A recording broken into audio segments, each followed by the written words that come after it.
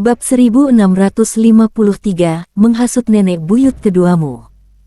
Mu Bei mengangguk pelan, lalu tersenyum pada murid berjubah hijau itu. Baik, merepotkanmu. Murid berjubah hijau itu buru-buru berkata, Ketua, Anda terlalu sopan. Ini memang sudah seharusnya murid lakukan. Lihat saja ketua baru ini. Bukan cuma potensi yang besar sampai menakutkan, terhadap murid biasa seperti dirinya pun masih begitu ramah dan sopan, sama sekali tidak bersikap tinggi hati. Mana bisa dibandingkan dengan ketua sebelumnya. Ketua yang dulu itu, kemampuan tidak seberapa, tapi gengsi setinggi langit. Terhadap murid-murid biasa seperti mereka juga sangat kejam. Benar-benar sampah kecil. Apalagi, ketua baru ini bahkan mau membawa mereka menapaki alam semesta peradaban tingkat 9. Pokoknya, ketua yang sekarang ini jauh lebih kuat daripada ketua lama. Perbedaan keduanya, ibarat langit dan bumi. Mu Bei tersenyum, ayo, kita berangkat. Murid berjubah hijau itu cepat-cepat berkata, baik, ketua duluan. Ia mengulurkan tangan dengan hormat, mempersilakan Mu Bei. Mu Bei mengangguk, lalu memerintahkan Zhao Yuxin untuk tinggal dan mulai merekrut murid-murid baru. Setelah itu, ia pun berjalan mengikuti arah yang ditunjukkan murid berjubah hijau itu. Murid berjubah hijau itu segera menyusul di belakang. Berikutnya, murid berjubah hijau itu memimpin jalan. Rombongan mereka dengan cepat sudah melangkah sejauh ratusan li. Pada saat itu, tiba-tiba muncul sebuah kekuatan dahsyat. Kekuatan itu menyapu turun, dan kesadaran ilahi yang amat kuat langsung menyelimuti Mu Bei. Tak jauh di depan, seorang biksu tua berjubah kasar berjalan mendekat, sosoknya seperti arca penjaga kuil yang melotot marah, menatap Mu Bei lekat-lekat. Murid berjubah hijau itu berbisik pada Mu Bei, Ketua, ini adalah Master Mingde dari kuil Hongyuan. Dia itu kakak seperguruan Biksu Minghe. Tentang kabar bahwa Biksu Minghe pernah datang mencari Mu Bei, lalu pada akhirnya terbunuh oleh teratai 9 peringkat, ia juga sudah mendengarnya. Mu Bei mengangguk, lalu memandang ke arah Biksu Mingde itu. Biksu Mingde melangkah selangkah demi selangkah ke depan, sekujur tubuhnya diliputi aura bengis. Ia menatap Mu Bei dan membentak dengan suara tajam, Keparat, berani-beraninya kau membunuh adik seperguruan biksu ini. Boom! Cahaya Buddha merah keemasan menyembur keluar dari dalam tubuhnya, bercampur dengan aura yang agung dan menggetarkan. Ranah Mahagung tingkat 5. Detik berikutnya, tangan kanannya diangkat. Sebuah telapak raksasa dari cahaya Buddha keemasan langsung terwujud, lalu menekan ke arah Mu Bei dari atas. Murid berjubah hijau itu. Walau Biksu Mingde ini memang orang dari kuil Hongyuan, tetapi bagaimanapun juga, kultivasinya baru sebatas ranah Mahagung tingkat 5. Kok berani-beraninya main tangan seperti ini pada ketua? Ketua kita bahkan bisa menggilas ahli ranah Mahagung tingkat 9. Seranganmu ini, bukan kayak telur nabrak bintang saja. Mu Bei tidak bergerak sedikit pun. Sesaat kemudian, telapak cahaya Buddha itu sudah turun di atas kepalanya. Dan pada detik berikutnya, cis! Telapak cahaya Buddha keemasan itu langsung hancur berkeping-keping.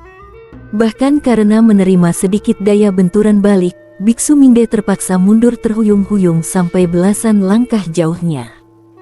Hal itu membuat Biksu Mingde seketika berubah wajah. Ia menatap Mu Bei dengan mata tak percaya, kau.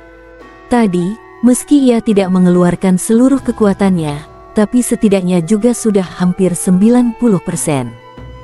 Namun hasilnya, bukannya melukai Mu Bei, ia malah justru terpental oleh aura Mu Bei. Bagaimana mungkin? Saat ia masih tertegun memikirkan hal itu, selarik ki pedang emas sudah menyambar keluar dari depar Mu Bei, dan dalam sekejap mata sudah tiba di hadapannya. Wajah Biksu Mingde langsung berubah. Ia bahkan tidak sempat mengelak. Namun pada saat yang sama, sebuah segel Buddha tiba-tiba muncul di depannya. Segel Buddha itu menyambut ki pedang emas tersebut. Cis. Ki pedang emas itu hancur tercerai-berai. Di langit tinggi, seorang biksu tua berjubah kasaya emas turun perlahan. Biksu Mingde segera berseru, "Paman Zheng Yi." Ia pun menghela napas lega. Nyaris saja. Untung Paman Zheng Yi datang tepat waktu. Kalau tidak, barusan ini ia pasti sudah mati. Biksu tua Zheng Yi mengangguk pada Mingde, untung saja biksu tua ini datang tepat waktu. Kalau tidak, kau sudah berada dalam bahaya besar. Biksu Mingde berkata, "Terima kasih, Paman." Biksu tua Zheng Yi tidak banyak bicara lagi. Ia memandang ke arah Mu Bei. Murid berjubah hijau itu kembali berbisik pada Mu Bei, "Ketua, orang ini adalah kepala aula penegakan hukum kuil Hongyuan, berkultivasi di ranah Mahagung tingkat 9. Soal kekuatan, ketua lama kita yang juga di ranah Mahagung tingkat 9 itu, masih jauh bukan tandingannya." Mu Bei mengangguk, tidak menanggapi. Sesaat kemudian, biksu tua Zheng Yi menatap Mu Bei dan berkata, "Tentang persoalan ini, biksu tua ini sudah cukup banyak mendengar. Nak dermawan, kau harus mengerti, meski teratai 9 peringkat itu memang kau yang menemukannya, namun ia adalah benda suci milik ajaran Buddha kami. Teratai itu kembali ke ajaran Buddha barulah sesuai garis yang benar, dan itu pun sudah semestinya. Karena itu, ku minta kau segera mengembalikannya. Adapun soal kau yang menyebabkan 3 murid ajaran Buddha kami tewas, ajaran Buddha kami menium-nium belas kasih. Biksu tua ini bisa tidak membunuhmu, tetapi kultivasimu harus dihapus." Murid berjubah hijau itu sampai melongo mendengarnya. Astaga, ini barusan dia ngomong apa? Seenak jidat dan setidak tahu malu itu. Teratai 9 peringkat melesat keluar, lalu menghardik biksu tua Zheng Yi, "Botak tua, otakmu ada masalah apa?" "Hah. Aku, teratai ini, sebelumnya sudah bilang dengan sangat jelas, aku tidak punya hubungan apapun dengan ajaran Buddha kalian. Kau masih saja datang minta-minta. Mau minta sama kakek buyutmu sekalian." "Hah." Murid berjubah hijau itu. Teratai yang satu ini karakternya kuat sekali ya. Namun biksu tua Zheng Yi sama sekali tidak marah.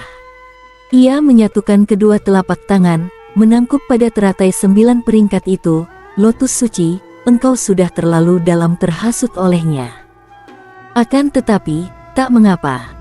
Setelah kembali ke ajaran Buddha kami, engkau akan segera tersadar." Teratai 9 peringkat. Biksu tua Zheng Yi tetap tidak marah. Ia memandang Mu Bei, suaranya datar, "Nak dermawan, lepaskan kendalimu atas lotus suci."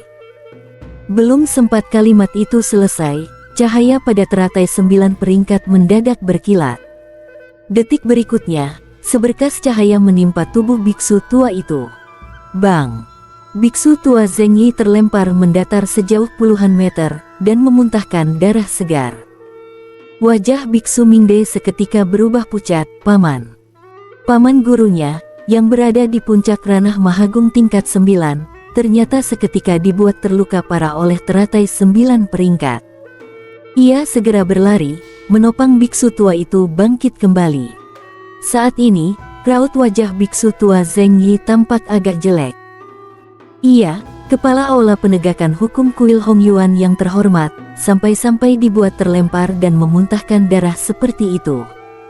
Ini benar-benar memalukan. Namun pada saat yang sama, dari matanya juga tampak sedikit keterkejutan. Ia sama sekali tidak menyangka, lotus suci di hadapannya ini memiliki kemampuan sebesar itu, bisa dengan mudah melemparkannya. Bukan hal biasa. Benar-benar bukan hal biasa. Tetapi sesaat kemudian, ia kembali tenang. Ia pikir lagi, bagaimanapun juga, ini adalah benda suci ajaran Buddha mereka, satu asal-usul dengan harta rahasia sumber Sang Buddha. Memiliki kekuatan seperti ini, sudah sewajarnya. Ia menstabilkan napas, lalu menatap Mu Bei, "Sepertinya, satu-satunya jalan adalah menekanmu dengan kekuatan, dan menghapus pengaruhmu atas lotus suci." Cahaya Buddha keemasan bergemuruh. Di belakangnya muncul sebuah arhat raksasa. Arhat itu tingginya 100 zang lebih, wajahnya agung dan mulia, sekaligus memancarkan aura Fang amat sangat menakutkan. Teratai 9 peringkat mendecak, "Aduh gila, menghasut nenek buyut keduamu, aku ini temperamen pendek." Ia hendak maju dan menghabisi lawan, namun Mu Bei bersuara, "Biar aku." Baik biksu Mingde maupun biksu tua Zeng Yi, kelicikan dan ketidaktahu malu mereka sudah membuat Mu Bei sangat tidak senang. Tangan kanannya terangkat pelan. Pedang Suji langsung muncul di genggamannya. Biksu tua Zeng Yi menatapnya, "Baiklah. Biar biksu tua ini." Mu Bei sudah mengayunkan pedangnya. Kong. Suara dengung pedang yang tajam dan menusuk telinga meledak. Selarik ki pedang emas setinggi puluhan meter seketika terwujud, merobek ruang hampa, dan langsung tiba di hadapan biksu tua Zeng Yi. Kekuatan pedang yang mengerikan dan kecepatan pedang yang menakutkan itu membuat wajah biksu tua Zeng Yi langsung berubah. Ia buru-buru mengendalikan arhat di belakangnya, mengayunkan satu telapak ke depan. Sesaat kemudian, telapak arhat itu bertabrakan dengan ki pedang emas setinggi puluhan zang tersebut. Cis! Telapak arhat itu hancur di tempat. Lalu, ki pedang emas itu jatuh menebas tubuh biksu tua Zeng Yi. Cis! Tubuh biksu tua Zeng Yi langsung terbelah dua. Hanya menvisakan jiwa Fang ketakutan melarikan diri keluar. Saat ini, matanya penuh dengan keterkejutan. Ia menatap Mu Bei dengan tak percaya, "Kau." Bab 1654, jangan cari gara-gara dengannya, bisa. Terkejut. Terkejut yang tak ada bandingannya. Saat ini, biksu Zeng Yi benar-benar terpaku. Ia jelas sudah berada di puncak ranah Dazun tingkat 9. Di kuil Hong Yuan, yang bisa mengalahkannya hanya kepala biara dan 9 penatua penjaga. Tapi sekarang, Mu Bei justru menghancurkan tubuh fisiknya dengan satu tebasan pedang saja. Saat ia masih tenggelam dalam keterkejutan itu, Mu Bei kembali mengayunkan pedang. Seketika, satu lagi bilah ki pedang emas sepanjang sekitar 30 meter terwujud dan dalam sekejap jatuh di hadapannya. Wajah biksu Zeng Yi seketika dipenuhi ketakutan. Ia ingin mengelak, tapi baru sadar ruang di sekeliling sudah sepenuhnya ditekan oleh kekuatan pedang ini. Tidak ada kesempatan untuk menghindar sama sekali. Detik berikutnya, ki pedang emas itu langsung menebas jiwanya. Tidak. Diiringi teriakan putus asa, jiwa pihak lawan langsung hancur lebur. Mati. Biksu Mingde seketika pucat ketakutan. Guru paman. Guru paman di ranah Dazun tingkat 9. Ternyata tewas. Tak gemetar menatap Mu Bei, kaget sekaligus murka, menggeram, "Kau binatang, beraninya kau." Ucapannya belum selesai, satu bilah ki pedang emas jatuh di depannya. Dengan suara "cis", langsung menembus antara kedua alisnya. Tewas di tempat. Dengan satu kibasan tangan, Mu Bei mengambil cincin penyimpan milik keduanya. Lalu ia menoleh pada murid berjubah hijau itu dan berkata, "Ayo pergi." Murid berjubah hijau itu menelan ludah, lalu buru-buru menjawab, "Baik, baik." Ketua sekte ini benar-benar gila hebatnya. Bahkan kepala aula penegak hukum kuil Hong Yuan saja bisa ia bunuh sekejap mata. Gila. Gilanya kebangetan. Ia pun lanjut memandu jalan untuk Mu Bei. Mu Bei berjalan di belakangnya, menuju lokasi sumber dao. Pada saat yang sama, di dalam kuil Hong Yuan, seorang samanera kecil yang bertugas di aula jiwa tiba-tiba menggigil hebat. Dalam penglihatannya, dua pelita jiwa mendadak padam. Dua pelita jiwa ini adalah pelita jiwa milik kepala Zeng Yi dan biksu tua Mingde. Samanera kecil itu buru-buru mengangkat dua pelita jiwa itu dan berlari keluar. Kepala biara, para penatua, tidak beres, tidak beres. Ia berlari menuju aula Buddha Agung kuil Hong Yuan. Di sana, kepala biara kuil dan 9 penatua penjaga sedang membicarakan soal teratai 9 peringkat. Ia cepat-cepat menyodorkan dua pelita jiwa milik Zheng Yi dan Mingde yang sudah padam. Sekejap kemudian, pupil kepala biara dan 9 penatua penjaga itu serentak menyempit. Amitabha. Ke-10 biksu itu merangkapkan tangan pada dua pelita jiwa, membungkuk dan melafalkan doa pelan. Zheng Yi dan Mingde sudah mati. Sesaat kemudian, kepala biara berjubah kasaya emas berkata, "Setahu aku, Mingde keluar dari kuil karena kematian Minghe." Zheng Yi khawatir akan keselamatan Mingde, jadi mengikutinya, sekaligus hendak mengambil kembali teratai suci. Apakah keduanya mati di tangan pemuda itu? 9 penatua penjaga itu mengangguk. Hanya kemungkinan itu. Di antara mereka, penjaga ketiga yang bertubuh kekar menggeram dengan suara garang, "Kurang ajar. Beraninya merebut paksa benda suci Buddha kami dan tidak mau mengembalikannya. Masih berani pula berkali-kali membunuh murid-murid kami. Harus dihukum mati." Aura garang dan dahsyat seketika menyembur dari tubuhnya. "Biar aku sendiri yang turun tangan menyingkirkan dia." Ia melangkah sekali, dan dalam sekejap menghancurkan ruang hampa lalu lenyap dari tempat semula. Aura ini, Ilas sudah melampaui ranah Dazun. Saat itu, di dalam klan Lu, boom! Dari sebuah ruangan di dalam wilayah klan Lu, tiba-tiba menyembur naik sebuah aura kuat yang menembus langit, sampai-sampai langit pun tampak sedikit terdistorsi. Tekanan yang mengerikan itu membuat seluruh klan Lu bergetar. Leluhur klan Lu melangkah keluar dari ruangan, seluruh tubuhnya diselimuti cahaya menyilaukan. Di wajahnya ada senyum tipis. Sesaat kemudian, 4 sosok bergegas datang. Mereka adalah Lu Piao, Penatua Agung klan Lu, Penatua ketiga, dan Penatua keempat.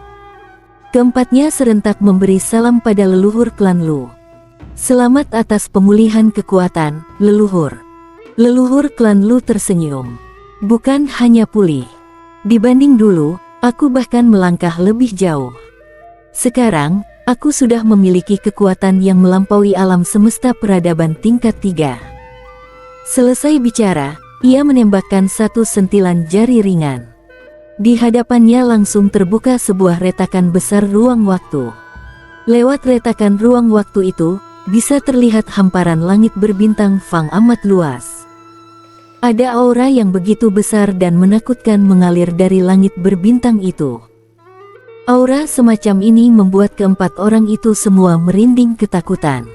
"Ini aura alam semesta peradaban tingkat 4. Leluhur klan Lu mengangguk. Lu Piao dan 3 orang lain itu seketika bersemangat. Sekarang, leluhur bukan lagi sekadar menjejakkan satu kaki keluar alam semesta peradaban tingkat 3, melainkan kedua kakinya sudah sepenuhnya melangkah keluar. Benar-benar melampaui alam semesta peradaban tingkat 3. Mencapai tingkat peradaban keempat. Klan Lu sekarang memiliki satu ahli di tingkat peradaban keempat. Ini benar-benar anugerah besar dari langit." Kakek Lu Piao, Penatua Agung klan Lu, berkata dengan suara agak bergetar, "Langit benar-benar memberkahi klan Lu." Leluhur klan Lu tersenyum kecil. Lalu bertanya, "Belakangan ini, apa kalian sudah menyelidiki jejak pemuda itu?" Mendengar ini, ekspresi keempat orang itu seketika sedikit menegang. Lu Piao membujuk, "Leluhur, pemuda itu benar-benar bukan orang biasa. Lebih baik kita jangan cari gara-gara dengannya lagi, bagaimana?" Penatua Agung, Penatua ketiga, dan Penatua keempat juga ikut membujuk. Leluhur klan Lu menatap mereka, lalu menggeleng kecewa. "Kalian sedemikian penakut. Bagaimana mungkin keluarga ini bisa berkembang dan tumbuh besar?" Selesai berkata, ia tidak bicara lagi. Ia melangkah sekali, dan dalam sekejap menghilang dari gerbang klan Lu. Lu Piao dan 3 orang lainnya saling berpandangan. Sesaat kemudian, mereka semua menghela napas panjang. Saat itu, di sisi lain, Mu Bei mengikuti murid berjubah hijau itu sampai ke sebuah ngarai sunyi. Begitu tiba di situ, pedang primordial di dalam tubuhnya langsung bergetar.